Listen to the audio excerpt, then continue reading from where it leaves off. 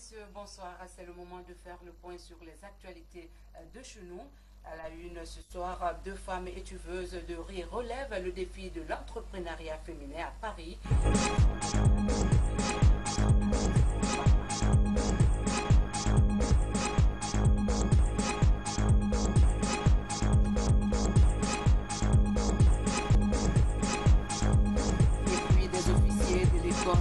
D'état-major de Koulikoro au Mali en séjour de travail en Guinée.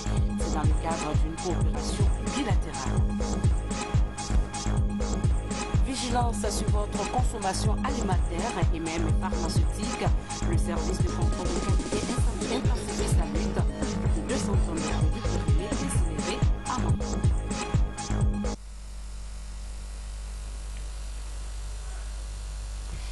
Mesdames et messieurs, bonsoir et bienvenue dans ce journal. L'agriculture est la clé de la croissance. Le ministère de l'Agriculture réorganise le circuit de commercialisation de l'arachide, le palmier à huile et l'EVA.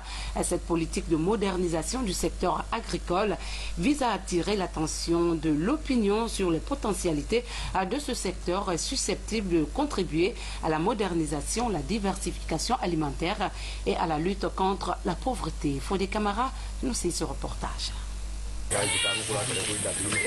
L'arachide, le palmier à huile et l'EVA, 3 cultures diagnostiquées par les études de faisabilité d'un cabinet de consultants. Objectif, imprimer une nouvelle vision de développement à ces différentes filières. Une vision dont l'ambition est de réorganiser les circuits de commercialisation sur toute l'étendue du territoire national.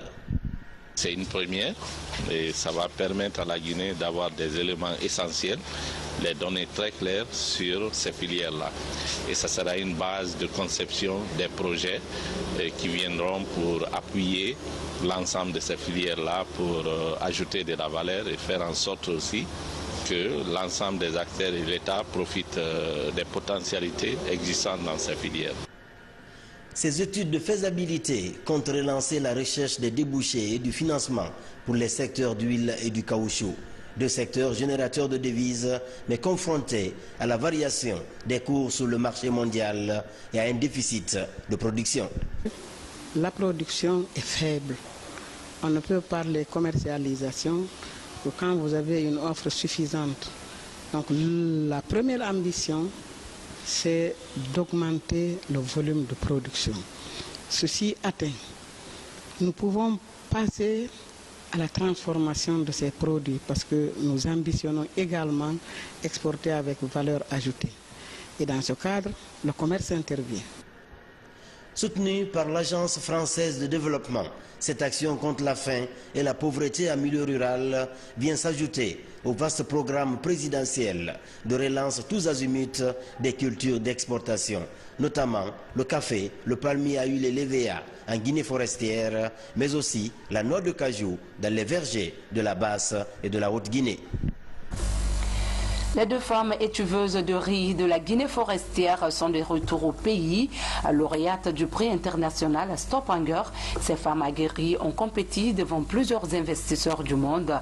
Leur projet a été accueilli avec satisfaction et l'innovation apportée leur a valu la somme de 20 000 € au lieu de 10 000 €. Valérie Talimanet, reportage. Elles étaient attendues et elles sont enfin arrivées.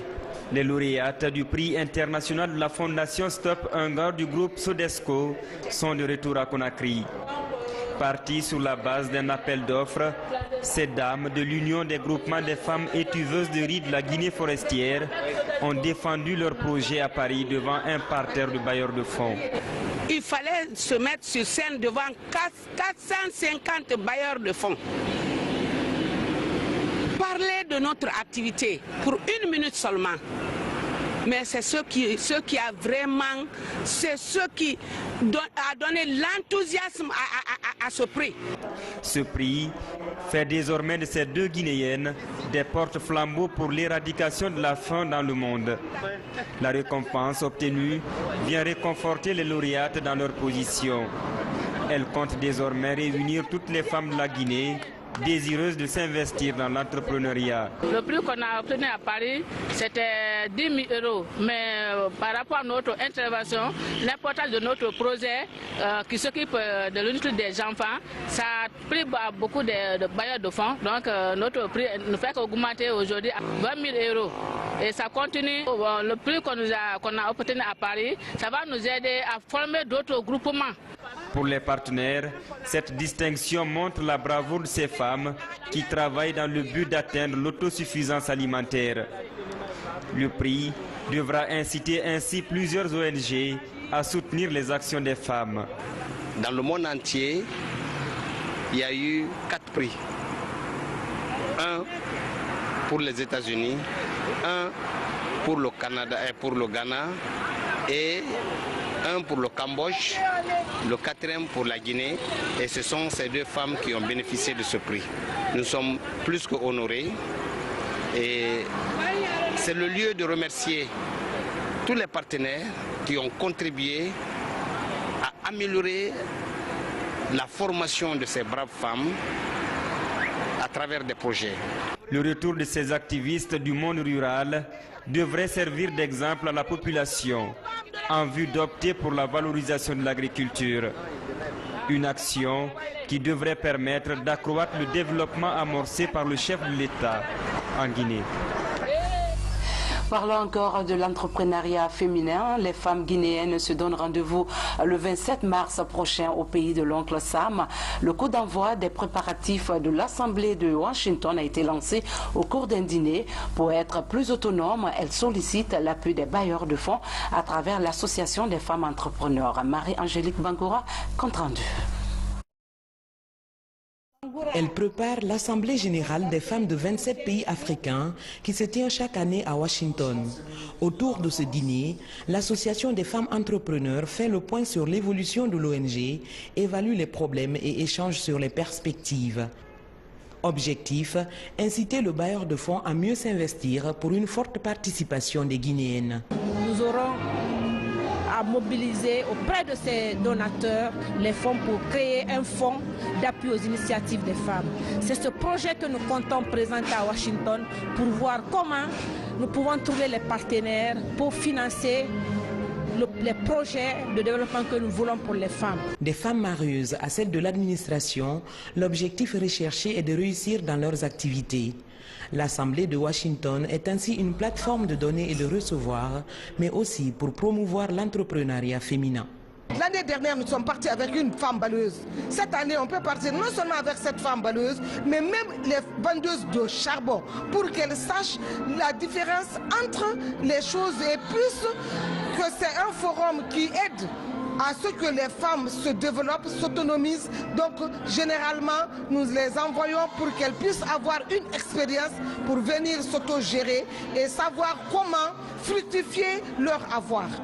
Cette soirée, non seulement nous permet d'échanger, de manger, de se recréer, mais surtout, ça permet de connaître combien de fois il y a des femmes capables dans le pays, il y a des femmes qui peuvent prendre des initiatives d'elles-mêmes. Je vous souhaite un bon trajet pour Washington. Je vous souhaite de la performance et surtout des interventions remarquables qui peuvent drainer des projets pour notre pays. Pour une forte participation guinéenne au prochain rendez-vous de Washington, le soutien des bailleurs de fonds est sollicité. Restons encore avec les femmes. Celles de la préfecture de Massantan ont célébré la journée internationale de la femme à Nzébéla. Elles ont fait des plaidoyers en faveur de la réalisation de plusieurs actions de développement, notamment la construction d'un centre de formation. Maurice Dibi. Venues des différentes sous-préfectures de Massanta, ces femmes ont choisi le village de Zébéla pour célébrer la fête internationale des femmes. L'événement est mis à profit pour faire des plaidoyers en faveur de la réalisation d'un centre de formation et de réinsertion des jeunes filles déscolarisées et non scolarisées dans la sous-préfecture de Zébéla. Ce projet-là est bien arrivé et nous aussi, nous allons faire le tout pour vraiment soutenir et chercher même des bailleurs de fonds. Parce que là, ça vient pour contribuer à la réalisation des objectifs du ministère de l'Action sociale. Faire des Zébéla une cité touristique à travers la rénovation et l'extension du mausolée du héros national Zébéla Togba Pivi, c'est le souhait le plus ardent des habitants de cette sous-préfecture. Cela pour mieux valoriser les objets personnels de la plus grande figure emblématique de la lutte contre la pénétration coloniale en Guinée forestière. C'est quelque chose qu'on a toujours sollicité auprès des gouvernements passés. Mais cette année, le gouvernement du professeur nous a regardé parce que nous voulons valoriser désormais le patrimoine historique de notre pays, précisément celui de Zébéla, parce que c'est le héros de référence de la forêt. Après la réalisation du mausolée que nous entendons, que nous demandons auprès du gouvernement, je pense que ça va encore redorer le blason de Zébéla, parce que ça va être un point de repère, d'attraction pour tous les touristes. La délocalisation de la célébration de cette fête internationale de la sous-préfecture de Zébéla témoigne du rôle historique joué par cette localité dans la lutte de résistance en Guinée. Toujours dans l'actualité nationale, lancement de la première édition de la soirée du leadership jeune par la structure Nord-Sud Communication. L'initiative est de mettre en lumière le combat des modèles de réussite, un combat mêlé à la passion et la façon de surmonter les obstacles pour atteindre les objectifs afin que les jeunes s'en servent dans leurs domaines respectifs. Le point avec Moussa Bangoura. Comment réussir sa carrière professionnelle? Le thème était en débat entre mouvements de jeunes et organisations pour la promotion de l'emploi. Une rencontre de partage d'expériences où plusieurs thématiques sur les techniques de recherche d'emploi, les stratégies à adopter et le montage de projets ont été largement abordés.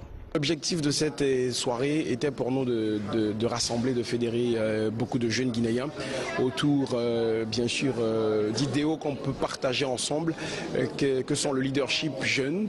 Nous estimons aujourd'hui que nous, jeunes, avons le droit de prendre notre destin en main. Nous, jeunes, avons le droit aussi de pouvoir avoir une force de proposition, de ne pas être une jeunesse suiviste, mais d'être une jeunesse avant-gardiste, une jeunesse qui propose, une jeunesse qui crée, une jeunesse qui innove, une jeunesse qui a la capacité d'entreprendre et de développer des projets. Il n'y a pas de modèle standard de réussite. Un leadership se prend, ça se prend et chacun a sa route normalement. Mais dans cette route, dans ce chemin vers la réussite, il y a des ingrédients communs à tous, à savoir le respect des autres, l'humilité, essayer de toujours apprendre. À travers des projections vidéo, des exemples de réussite professionnelle sont expliqués aux participants. La démarche est d'apporter des solutions fiables à l'épanouissement de la couche juvénile. Partager mon expérience, c'est permettre aux autres de s'identifier et de se mettre comme objectif et de se dire que c'est vraiment possible. Aux jeunes Guinéens, l'avenir est prometteur. La Guinée nous appartient, à nous de nous investir, à nous de prendre nos responsabilités. En tout cas, pour ma part, c'est une fierté de voir que des jeunes sont en train d'être proactifs, ils sont en train de prendre leur destin en main, ils sont en train d'agir. C'est dans l'action que nous pouvons changer les choses. Ce rendez-vous culturel dénommé Soirée du leadership jeune en sa première édition a connu la participation de plusieurs personnalités et artistes vedettes de la capitale. Les officiers de l'école d'état-major de Koulikoro, c'est au Mali, en séjour de travail en Guinée. La mission a eu une séance de travail avec certaines structures de l'armée guinéenne. Le centre d'intérêt est le renforcement de la coopération militaire entre les deux pays. Commandant Mohamed Kassé, correspondant de la presse militaire. La coopération entre la Guinée et le Mali se renforce davantage. La 29e promotion de l'école d'état-major de Koulikoro séjourne dans les garnisons militaires du pays. Ce voyage d'études s'inscrit dans le cadre d'échanges d'expériences entre les institutions militaires. Partout, le chef de la délégation de cette école se dit satisfait des informations reçues. Nous sommes en cible par rapport au but de notre voyage. C'est un véritable cas d'école. Ensuite, l'hospitalité très distinguée du peuple guinéen que nous avons validée par le vécu de Kourémalé à la frontière jusqu'à Conakry, en passant par les différentes régions. L'accueil, la chaleur humaine était la cerise sur le gâteau. Puis-je vous affirmer que ces différentes visites de structures militaires, établissements militaires, me renforcent sur ma conviction de respect de l'armée guinéenne. Selon le représentant du chef d'état-major de l'armée de terre, le choix porté sur la Guinée est l'expression des liens de fraternité entre la Guinée et le Mali. Ça a été un rendez-vous de donner et de recevoir. Chacun a parlé de ce qu'il sait et à chacun de tirer le bien fondé de ce qui a été dit. Ne serait-ce qu'au bénéfice de nos armées respectives et pourquoi pas de toute l'Afrique. Parce qu'en fait, ces cours sont organisés dans ce dessein pour que les armées africaines puissent s'unir, puissent s'intégrer, faire face en commun à l'ennemi que nous ne connaissons pas. L'ennemi qui aujourd'hui malheureusement fait tabac au Mali. L'école d'état-major du Mali a à son actif 679 officiers formés durant les 29 ans de son existence. Dans les jours à venir, ces officiers visiteront le bataillon spécial des commandos en attente de Samouria et l'école militaire interarmée de Guinée et Mia. Toujours chez la Grande Muette, les épreuves de sortie d'admissibilité de la première promotion d'agents de police a été lancée à l'École nationale de police et de protection civile de Kafilia à Bofa. Une occasion pour les autorités de visiter quelques sites devant abriter le centre d'apprentissage des agents. Reportage Alpha Isiagaba, commentaire Saha Martin Fansinadono. Ils sont plus de 300 élèves policiers à être soumis à l'évaluation des épreuves de formation à l'École nationale de police et de protection civile de Kafilia dans la préfecture de Bofa. C'est une opération qui va permettre aux autorités de la police de tester le niveau de formation de ces agents. Les 1000 et quelques qui vont sortir très bientôt, ils iront de l'école directement, ils auront la mutation ici pour aller directement à l'intérieur du pays. Parce que si vous constatez, 85% de la population guinéenne n'a pas de problème. Mais il n'y a pas d'ordre, il n'y a pas de policiers. C'est les 15% qui sont regroupés dans la capitale et aux environs qui créent d'énormes problèmes. Cette formation a aussi permis aux sapeurs-pompiers d'être plus qualifiés dans la gestion d'éventuels incendies. Les enfants ont reçu de la bonne formation parce qu'après les communes de base, nous avons des formateurs qui forment les sapeurs-pompiers pour les matières de pompiers, la prévention, le secourisme et le sauvetage. Donc, après leur sortie, ça va beaucoup améliorer les conditions de travail des sapeurs-pompiers. À noter que les autorités de la police ont mis cette mission de terrain à profit pour identifier les sites devant abriter le centre d'apprentissage de Tirabofa. Et puis, dans sa dynamique de lutte contre la grande délinquance, la gendarmerie nationale a épinglé des présumés bandits du convoi des Nord-Pailleurs. Au nombre de 7, ils reconnaissent avoir attaqué le convoi et emporté 3 milliards de nos francs. Alia Kamara, explication. Les premiers problèmes ont commencé au niveau de la part de chacun dans ce butin. Ils ne se sont pas accordés sur la clé des répartitions. Pendant ce temps, la brigade de recherche de Matam, elle, poursuivait ses enquêtes.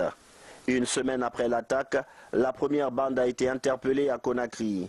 C'est lui, Aboubakar Silla, à peine la vingtaine, qui a infiltré l'équipe de la victime et donné des indications au reste du groupe. Je connais Karamba, au quartier. Mais chez eux là-bas, vers Djubatia, je le connais au quartier. Mais c'est un gars, souvent il vient chez moi, il me demande des trucs. Lui et son grand frère. Voilà.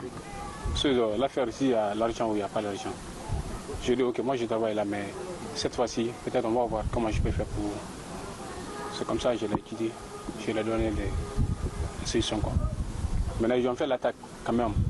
Je l'ai toujours dit, j'ai dit carrément, ne prends pas de fusil ou quoi que ce soit.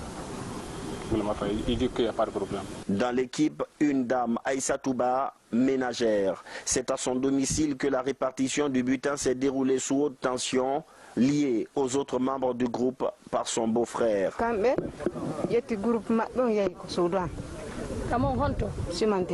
Ils ont pris leur groupe pour aller chez moi à la cimenterie pour faire leur répartition en se menaçant les uns les autres. Ils ont garé leur véhicule et ils sont rentrés. J'ai eu peur parce que je ne suis pas habituée à voir cela. Karamba Djabi, le cerveau du gang, est un récidiviste. En 2016, il avait été interpellé encore par la gendarmerie pour fait de vol, mis à la disposition de la justice, puis relâché quelques jours après. Nous sommes des officiers de police judiciaire. Donc qui dit officier de police judiciaire parle d'auxiliaire de justice. Nous sommes des auxiliaires de justice. Ce que nous pouvons faire, c'est de rechercher, interpeller, auditionner ces malfrats, les déposer devant les tribunaux qui sont chargés de les punir. Quand on tape le garde à vous, on fait le demi-tour après avoir déposé le PV, le reste ne nous concerne plus. Cette attaque à main armée a été perpétrée le 14 février dernier à 6 h à la gare routière de Sigiri. Parmi les 7 personnes interpellées figure un militaire, Abdoulaye Kouyaté, sergent de l'armée de terre. Fin de l'atelier de formation et de dialogue sur la gouvernance des ressources naturelles et la prévention des conflits.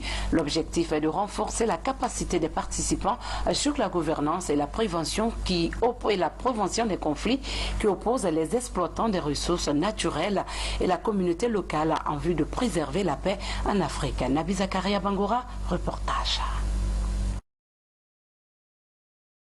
Au cours de la rencontre, les spécialistes de Gorée Institute et ses acteurs guinéens ont échangé d'expériences sur plusieurs questions concernant la gouvernance et les sources de conflits qui opposent les exploitants de ces ressources et les communautés locales. Il s'agissait pour nous d'en faire un dialogue multi-acteurs. Pourquoi multi-acteurs? Parce qu'il fallait justement amener les médias, amener la société civile en général et les représentants des institutions étatiques pour pouvoir discuter ensemble de cette réalité qui est cette problématique des conflits liés à la gouvernance des ressources naturelles. Faire une analyse des conflits, ce que nous avons fait ensemble. Outillés désormais aux techniques de dialogue et de concertation, les acteurs guinéens s'engagent. Définir des stratégies citoyennes de contrôle de l'action publique dans la perspective de prévention des conflits liés aux ressources naturelles en République de Guinée.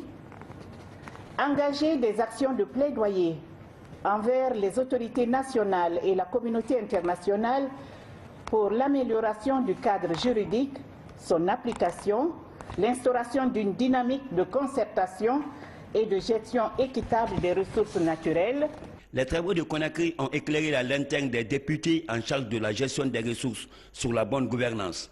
Aujourd'hui, nous avons donc découvert certains éléments qui constituent pour nous des pièces maîtresses dans le cadre de cette gestion, bien entendu. L'engagement des ONG venus de la société civile au respect de la déclaration a été marqué par la signature d'un contrat entre Gorée Institute et les participants. En représentant le ministre de l'Unité nationale, le directeur des droits de l'homme a invité les acteurs à la mise en œuvre des expériences acquises. Au terme de la rencontre, Gorée Institute a livré les certificats de participation aux acteurs de la société civile guinéenne. Comment harmoniser le système de métrologie en Afrique de l'Ouest en vue d'une meilleure intégration sous-régionale des produits des États membres? C'est le point saillant de la première réunion du Conseil Programme Métrologie CEDEAO qui s'est tenue à Conakry. La rencontre a regroupé les 15 directeurs nationaux des organismes de métrologie ainsi que les partenaires financiers et techniques. Le point avec Mamadi Gassama. L'intégration passe aussi par la création des marchés communs. En 2016, la CEDEAO a créé son Conseil régional programme métrologique. Conakry abrite la première réunion de ce conseil destiné à la politique publique afin de renforcer l'intégration économique. Un programme soutenu par l'Institut allemand de métrologie. Il faut avoir une certaine distribution du travail dans la région. Et ça, entre autres, sera discuté ici pendant les prochains jours. Un deuxième point important, c'est la continuation du projet. Et donc, ce sera discuté quels seront les axes principaux pour continuer le projet au futur. Cette réunion permettra donc aux chefs d'institutions de métrologie de nos 15 États de faire le choix, de faire des priorités sur lesquelles le prochain programme doit se pencher. L'objectif visé est l'obtention d'infrastructures régionales qualité conformes aux normes internationales. Pour y parvenir, il faut valoriser les compétences au niveau de la politique nationale qualité de chaque État membre de l'Afrique de l'Ouest. Dans mon discours, j'ai parlé d'OMC, j'ai parlé d'échange, j'ai parlé de certification, j'ai parlé de conformité. Tout cet ensemble doit concourir à créer le cadre réglementaire qu'il faut pour que, en plus de la plus-value que nous apportons à la transformation des produits locaux que nous avons chez nous, que nous puissions apporter des labels de qualité qui permettent aux consommateurs externes de pouvoir accéder à nos produits en toute sécurité. Ce Conseil régional programme métrologique CEDEAO se tient de façon rotative. Un conseil appelé à contribuer au renforcement des liens économiques entre les pays de la sous-région. Nous vous le disons en titre, plus de 200 tonnes de produits périmés sont saisis à Mamo par le service de contrôle qualité de la ville. Cette quantité est composée de denrées alimentaires impropres à la consommation et des produits pharmaceutiques destinés au marché de la circonscription de Mamo. Younous Atawel Kamara nous en dit plus. Le service de contrôle qualité de Mamou poursuit sa croisade contre les produits périmés dans la région.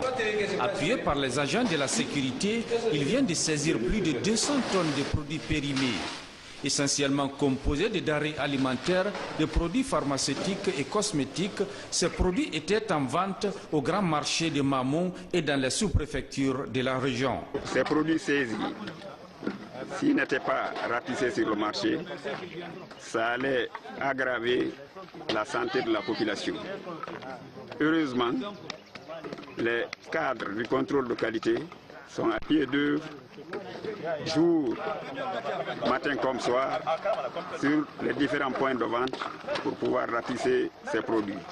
En matière de notre technique de travail, on fait les contrôles inopinés dans les magasins, dans les kiosques, les boutiques, le marché.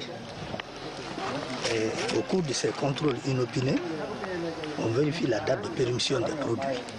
Et quand on rencontre un produit périmé, on saisit le produit. Et on rencontre certains produits aussi, la date est là, ce n'est pas périmé, la conservation fait défaut. Face au danger de ces produits pour la santé des populations, les autorités administratives de Mamou ordonnent l'incinération de cette quantité destinée à la consommation. Soutenir l'action, c'est d'abord sensibiliser les commerçants, les dissuader de ne pas vendre des produits périmés. Ensuite, venir en appui au service chargé de contrôler la qualité des produits. Donc, si ceci est, nous pensons que les produits périmés ne seront pas consommés par notre population. La protection des populations passe par la gestion de leur alimentation, le contrôle sur les différents marchés des produits alimentaires, des conserves et autres. Parce qu'une fois que ces produits sont périmés, au lieu qu'ils soient des aliments pour les consommateurs, donc pour les populations, ils deviennent systématiquement du poison. Et cela est un handicap sérieux pour la promotion de la santé. Cette campagne de ratissage des produits périmés va se poursuivre dans toutes les collectivités de la région de Mamou. Et puis sport, l'AS Kaloum vient de gagner cet après-midi contre les Tangers du Maroc sur le score d'1-0 au stade du 28 septembre. C'est au compte de la 16e des finales de la 14e édition de la Coupe de la Confédération africaine de football. De l'autre côté, le Oroya a été battu en Ligue des Champions 3-1 par l'Espérance de Tunis. Les matchs retour sont prévus dans 2 semaines. Zambie 2017, le Sili Junior et le Bafana Bafana discuteront la 3e place ce dimanche. C'est au compte de la CAN Junior. L'équipe guinéenne promet de se racheter pour la demi-finale perdue contre les Lions de la Teranga. Mamadou Yaya Diallo pour les détails.